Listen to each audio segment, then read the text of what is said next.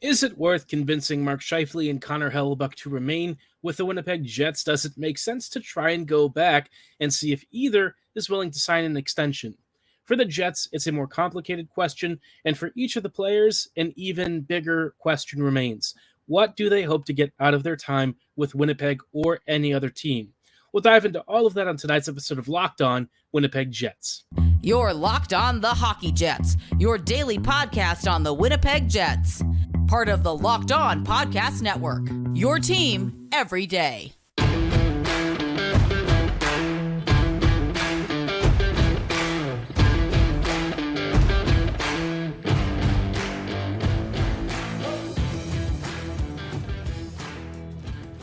Good evening, Jets fans, and welcome to this episode of Locked On Winnipeg Jets, part of the Locked On Podcast Network, your team every day. I'm your host, Harrison Lee, an avid Winnipeg Jets fan and an online blogger. You can follow me on Twitter at HLivingLoco and at LO_Winnipeg Jets. As always, thanks for making Locked On Jets your first listen of the day every day. If you like what you're hearing, be sure to like, follow, and subscribe on all of your favorite podcasting platforms and YouTube. Doing so, of course, does not cost you a single cent and ensures you always stay up to date with the latest episodes. But more than anything else, we really love and appreciate your support. Now, like I said, tonight's episode, we've got a couple of topics to get through. We're going to start off with the first one. Does it make sense for the Jets to try and convince Hellebuyck and Scheifele to remain with the Winnipeg Jets? And I think this is a more complicated question for Winnipeg than it at first appears. Obviously, for both, Scheifele and Hellebuyck, they're going to have their own personal motivations. For the Jets, I think it's a tough question, right? Because Winnipeg has stated very publicly over the past couple of weeks that their primary goal is to be a relatively playoff competitive team. I don't know that they've been super committal about the direction of investing a lot of resources into winning, but in terms of what they got back in the Dubois trade, seemingly what they're hoping to do this season, and the lack of recent updates on the Scheifele and Hellebuyck trade fronts, it's safe to assume that the Jets have kind of maybe adjusted course slightly. I don't want to say that both Hellebuyck and Scheifele are going to be here either at the start of the season or all the way through the trade deadline, because I'm not convinced that that's how that's going to play out. But what I will say is Winnipeg has kind of circled the wagon and gone back to both of those players to figure out, is there a potential change of heart with how things have panned out? I think with Scheifele, I think that may already have kind of come and gone.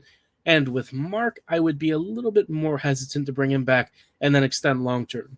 Scheifele is getting close to 30, and for most forwards, you tend to see that decline really hit hard. And after just getting out from under the Wheeler contract, I feel like Winnipeg would be a little bit hesitant to go back to a long-term deal for a player who is entering his 30s. Now, look, Scheifele, don't get me wrong. For all of the criticisms that I've had of him over the years, and for his lack of defensive efforts, he is still Winnipeg's perhaps most impactful overall forward. Now, he's not the best in terms of creation, transition, and all of that. Ehlers is still Winnipeg's number one skater. But in terms of a really good fusion of goal scoring ability, creativity, and sheer offensive will, Scheifele is still just about at the top of the pile. So make no mistake, if he does go, it's going to be almost impossible to replace him. That is a pretty harsh reality. And that's kind of why I think Winnipeg has been a little bit, will they, won't they with him. I think it's a little bit maybe scary for the Jets to try and find a way to not only facilitate a trade to another team, but also get back anything in return that would be halfway decent to replacing his overall impact, because you're just not going to. There's almost no way to pull that off. The Dubois trade, I think, was a very unique circumstance. You're not going to get that with Scheifele or with Hellebuyck. And when it comes to Hellebuyck, I think he probably presents one of the most interesting cases of what to do with him, because ultimately his performance is probably enough to sway Winnipeg's future in multiple directions. If he really struggles, Winnipeg's going to go to probably lotto kind of territory. If he's very good, Winnipeg is likely to avoid lotto territory, but also because of the rest of the team maybe not being like a top end elite contender, you might be pushing more towards, an average to above average, middle of the pack kind of performance. From Hellebuyck's perspective, I think it actually is not quite as clear as to what he should do. If he goes to the Devils, right? New Jersey's a great organization, a strong team, a lot of excitement, and very clearly a cup contender of the future. But the problem for the Devils is that they just happen to sit in this thing called the Eastern Conference. And if you've seen the Eastern Conference over the last few years, it's a murderer's row. You are not going to win many games on that side of the division or of the conference once you're in the playoffs. And, you look at the Boston Bruins. They had one of the greatest seasons ever, and they're out in round one. The Eastern Conference, for better or for worse, is an absolute slaughterhouse of skill and powerhouse teams. So if Helly wants to win a cup, I know it's going to sound super weird, but you know what? You might want to do it through the West. The Western Conference, I think, will start to get really good again over the next few years. But as it is right now, if Helly is chasing a ring, you might be better served hanging around at least one of the Western Conference teams. The problem with that is that there's not many openings for Helly to just slide in somewhere and move away from the Jets. So what decision is he going to make at the end of all of it? Because he's probably not getting the contract that he was looking for. And I don't know that anyone else out there is really going to make space for him in the way that the Jets might.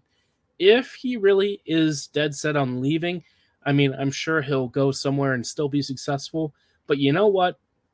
If you're Hellebuyck and the thing that really matters to you is adding that title to your resume, it might actually behoove him just to stick around with the Jets and see if he can't make a run through that. Because, Winnipeg, had they bested the Knights, maybe they would have gone all the way to a Cup Finals.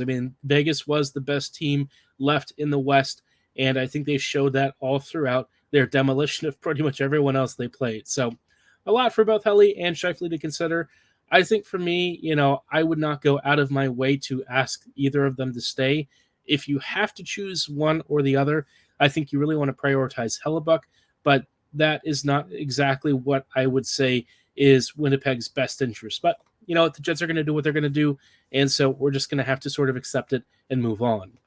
Now, one thing that I would say is actually a good piece of business and something that I think is worth keeping an eye on is the Dylan Samberg extension, which hit yesterday.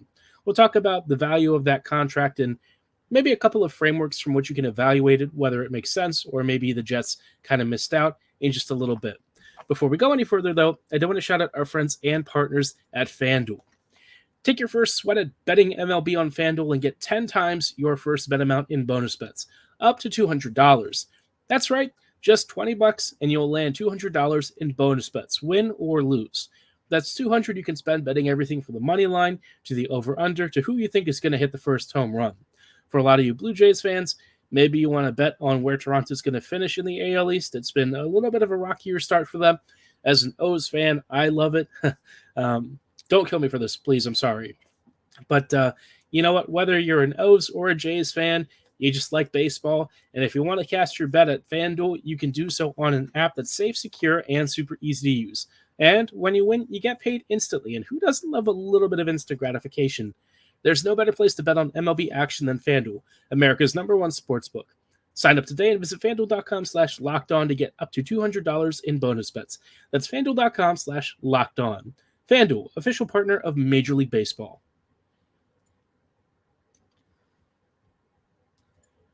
Hello, friends, and welcome back to this episode of Locked On Winnipeg Jets, part of the Locked On Podcast Network, your team every day. Everydayers, thank you for joining us on tonight's off-season conversations. Obviously, the Jets have been a little bit more quiet since the opening day of free agency kind of kicked off, and Winnipeg hasn't really been doing a ton, but they're taking care of some internal business, and one of those things involved re-signing Dylan Samberg, which they did yesterday. Samberg has been announced for $1.4 million per season for 2 years, and I think for me, this contract has a couple of positives and a couple of negatives. Let's talk about the positive spin. 2 years of Samberg at 1.4 is bargain value. No matter how you look at it, Samberg has become very clearly one of Winnipeg's best overall defenders. And I think if you're looking for a guy that you can really trust with second pair duties, Samberg seems to be the dude. I think he's, relatively safe with the puck. He's big, he's strong, he kind of checks off all of the boxes that, a lot of the fan base seems to love. but he's not slow, which is really important. He's actually pretty mobile. He can contribute offensively here and there. He's not, a sluggish, big, and physical guy only. He can actually move around, and I think that's really helpful with the Jets not exactly having the fleetest of back ends. Where I think you might start to ask yourself whether this deal was the best option is the fact that the Jets didn't really get a lot of term. So if I was Winnipeg, I think the most ideal situation would have been like 6 years or something where you get him locked up long term. You pay somewhere between 3 and 4 million, and you really don't have to think about that position ever again, at least for the number 3 or 4 spot on your defense. The thing with that is that I don't think that Samberg ever would have signed that deal. Dylan's going to want to make a bet on himself, and I think this bridge contract is kind of a good illustration of why you have to understand that there are two sides with this. And I think Dylan probably wanted to at least give it a bit more time before he really firms up his long-term deal. He doesn't really have a lot of counting stats. He hasn't been playing a lot of NHL games yet. And so his actual track record and evidence for arguing for a higher salary is pretty limited. I think from that perspective, it makes a lot of sense as to why he elected to opt with, a shorter 2-year deal. But, honestly, at the end of all of it, I think it's kind of a win-win for both sides. The Jets get 2 years of a very good top 4 defender. Samberg gets to bridge himself into hopefully a bigger deal for him and one that's going to come with a major extension at the end of it. I really hope that he sticks around because I feel like he's been really good so far, and I would kind of bet on him being a player that the Jets can rely upon on so many situations and kind of one of those every down sort of guys. I think Samberg, for his part, has a good temperament, good personality. He's a great player, and he generally fits a lot of what Jets fans really like. So, Dylan, hope that he sticks around. What I do think is kind of interesting is you look at his cost for this, next 2 seasons or so, and Winnipeg seems to be doing things very economically, right? The Nemesnikov extension was only $2 million per season. This one's 1.4 per season. It feels like Winnipeg is not exactly willing to spend a lot in terms of salary over the next 2 years. And it's interesting that they've chosen that 2-year gap. For me, it makes me wonder if, I don't know if like Hellebuyck and Scheifele are going to sign 1-year deals or something. I really don't know what all is going on with this. I doubt that either of them would ever consider something like that. So it makes me wonder why the Jets have kind of set aside 2 years because, obviously both Mark and Helly are looking at long-term extensions. But Winnipeg kind of going with this 2-year approach tells me that they think, at least in the interim, that they're going to have a competitive enough squad to kind of get by with this group and maybe even make the playoffs. I don't know if they're anticipating a lot of raises coming over the next couple of seasons, and that's why they're trying to, kick the can down the road. Either way, it is kind of curious that 2 years seems to be their at least competitive state. Maybe that's when they're also anticipating an influx of ELCs. I think that's also when we're starting to think about Kyle Connor and Ehlers coming up, either needing extensions or being moved on to other teams. Very uncomfortable questions, I'm sure, for Winnipeg, but that's just kind of the reality of the business. You're not going to have forever with all of these guys, and sooner or later, the Jets are going to have to deal with the fact that the core is definitely turning over. But at least for the meantime, they've got 2 seasons of really good contract control for Dylan Samberg. I wonder if they're going to do the same thing with Vilardi. Gabe hasn't also had like a really long track record of success to rely upon. He filed for arbitration. I suspect the Jets are going to do a deal with him, but I would be kind of surprised if they bet on term. If I was them, I might actually try and go that route, maybe for like 5 years, but I would understand if Gabe himself is maybe not as committed to that. We'll see what they do with the contract extension, but let's hope that at the end of the day, everyone walks away from this happy and Vilardi gets to become a Jet for a good long while. But all of that remains to be seen. In the meantime, I thought I would talk a little bit about where I see the Jets kind of fitting in next season and, based on the current offseason, how Winnipeg might track in their hunt for a playoff spot. All coming up in just a moment.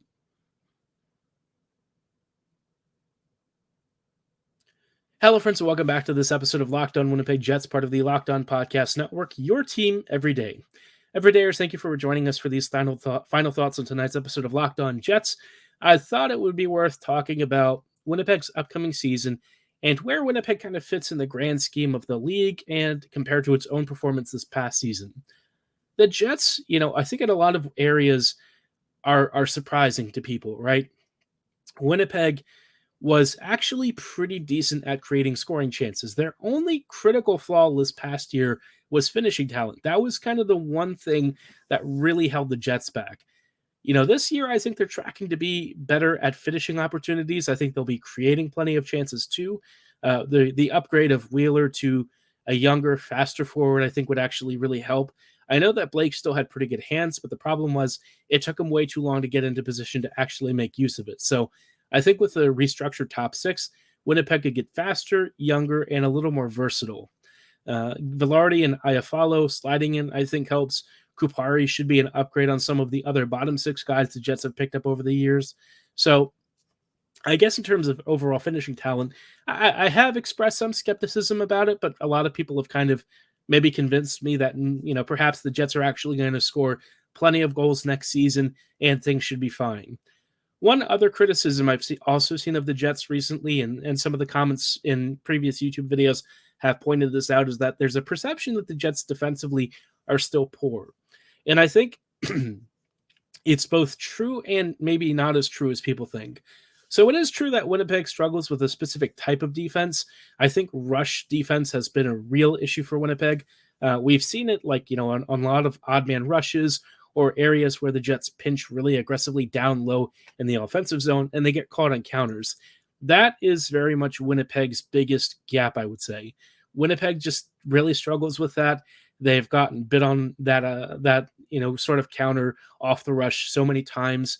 It's created plenty of odd man situations, and Hellebuyck can only do so much before he does kind of get exposed for not having the fastest odd man lateral, like post to post movement. But I mean, can you really blame him for that? I mean, he's so good at everything else to where you are going to have to accept that once in a while he's going to have maybe one or two saves that he's just not really capable of making. But for the most part, I would say he's still pretty good on those odd man rush counters. But otherwise, you might be surprised to know that the Jets defensively as a team kind of rank around the middle of the pack. They don't really give opponents a lot to work with. They have generally cleaned up more of the slot than you'd expect. And so Winnipeg defensively as a whole team, collectively speaking, has reduced the number of high danger chances against and generally tried to limit a lot of the overall volume of scoring chances. With previous Maurice teams, it kind of was a welcome mat in front of Hellebuyck. It's not necessarily been the same case with Bones. I think he really has had a tangible impact there, and getting the Jets to even average defensively is a pretty big milestone, especially when it also applies to the PK, which has kind of come to be sort of average. That's a massive improvement over where this team was in previous seasons. And seeing that with a better forward core this year could mean the Jets are, I would say, slightly on the rise. Now, I think the big problem for Winnipeg is that a lot of these other Western Conference teams have all started to try and improve their rosters. The Kings look like they're going to be a real tough out. San Jose is San Jose, so we don't even know if they're going to be decent. Vegas is still really good. Calgary maybe is going to try and make a couple of moves. I don't even know what their plan is because they just don't really seem to have one. But the Oilers are always an annoying team. They've still got McDavid. They'll always be dangerous. And in terms of the Central Division, Nashville appears to be headed towards a rebuild, but Minnesota looks like a really tough out. Colorado will probably be a huge pain in the butt as well. The usual suspects, I think, in the Central are going to push Winnipeg to try and really fight for a top three finish. I don't think the Jets are going to get that necessarily, but I think Winnipeg might get a wild card spot by really close margins. I would expect the Jets to be better at some things, especially offensively this coming season, but I do wonder if they, end up trading either of Scheifele or Hellebuyck, how that really hits the team downstream. Because, when you sort of knock off one of those top players in those positions, the guys behind them slide up and you start to see a bit of a decline in the performance. And that would especially be noticeable going from Hellebuyck to Brossoit as your starter. As much as I like Laurent, I don't know that he's necessarily a guy that I would put a lot of faith in as your lead number one. Maybe he surprises us and he kind of returns to the form that really impressed us when he was a backup before. But it's just a huge change and departure in his usage and role. And so I would feel most comfortable having Winnipeg in a wild card spot, or maybe even third in the Central, if both have Scheifele and Hellebuyck. If either of those guys go, it's going to be a lot harder, especially if Hellebuyck goes. So something to keep an eye on, but at least for the meantime, I mean, the Jets have certainly improved in a couple of areas. I think they've added overall more forward depth. With a bit of restructuring on the back end, this team could legitimately be pretty fun to watch. I just don't know if they're actually going to make the changes that they need to on the defense, especially because it seems like the trade market, at least right now, is quieting down. So lots of things to discuss and keep an eye on, but we'll talk about that as the Jets make their decisions and start making a couple of trades and adjustments. But for tonight's show, that is going to be all the time that we have. Thanks so much for making Locked On Jets your first listen of the day every day. We will see you back here tomorrow on Friday for even more off-season content, so stay tuned, be subscribed, and as always, have a great night. Go Jets, go.